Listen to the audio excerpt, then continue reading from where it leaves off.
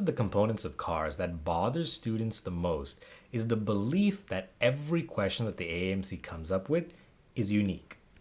This is true to some degree because remember, every passage that you get on test day is going to look very different from other passages you've historically seen. Most likely it'll be the first time you're ever seeing that written material in your life. Therefore, sometimes it's easy to assume that the questions are also hyper unique. But here's the thing, just like we've explained in many other videos, how AMC has a set style of elements or testable concepts that they like to use to determine which passages that they're going to actually take for use in the MCAT, the same thing applies to their question writing style as well.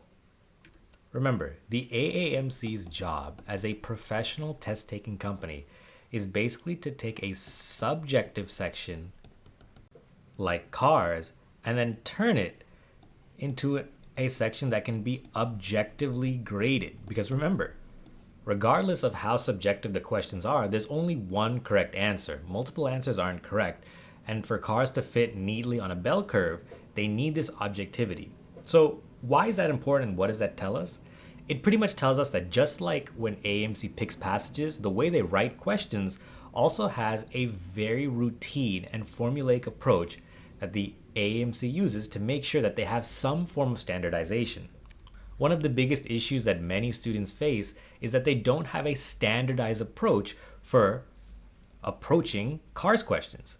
But for example, on a physics question, no student would ever try a physics question without appropriately finding the variables, locating what the values are, and then finding the best function, formula, whatever the question asks for, that fits and is needed to actually solve the question.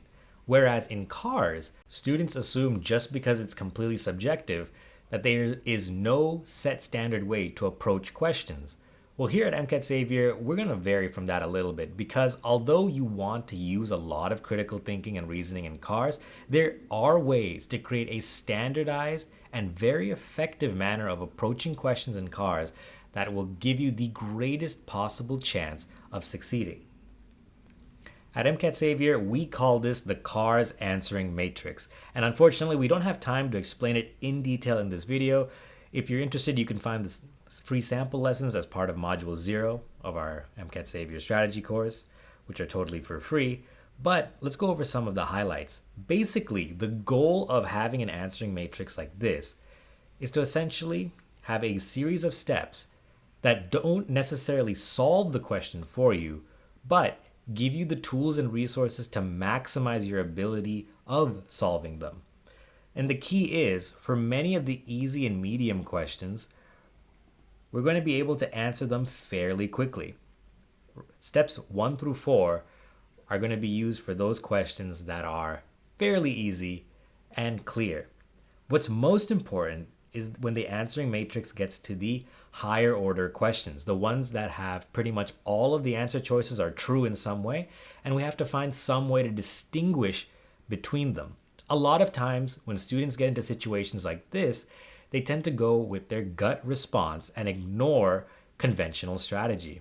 While this might work for some students, especially those with a high innate reading skill who are very good at reading comprehension, for the vast majority of average students, this doesn't work. And unfortunately, once you start hitting about the 125 to 126 range in cars, it's the questions like this that require ridiculous amount of comparison between explicit and implicit evidence, as well as things that can be false, irrelevant, true. Basically, there's a lot going in at these higher levels of question styles that students really need to consider, because these more complicated, medium, and hard questions are becoming more and more frequent on the exam, and having a concrete cars answering matrix to help you navigate them can really make the difference between a 126 and a 129. So this is something students can take a look at, try to apply it by yourself, or just check out the free lesson that's a part of our strategy set. But basically, whatever methodology you come up with, you should definitely have some standardized approach to cars questions that maximizes your ability to put yourself in a position where you can get that question correct, but doesn't restrict you to the point where it's like a robot doing each question time and time again. At MCAT Savior, after analyzing thousands of cars questions and working with thousands of students, this is the approach that we created and we feel works the best for the vast majority of average students who are trying to push their score up, but it's not a one-size-fits-all strategy, and there's many different ways that you can take the concepts we talked about here and apply it to your own test-taking journey. So we hope this helped.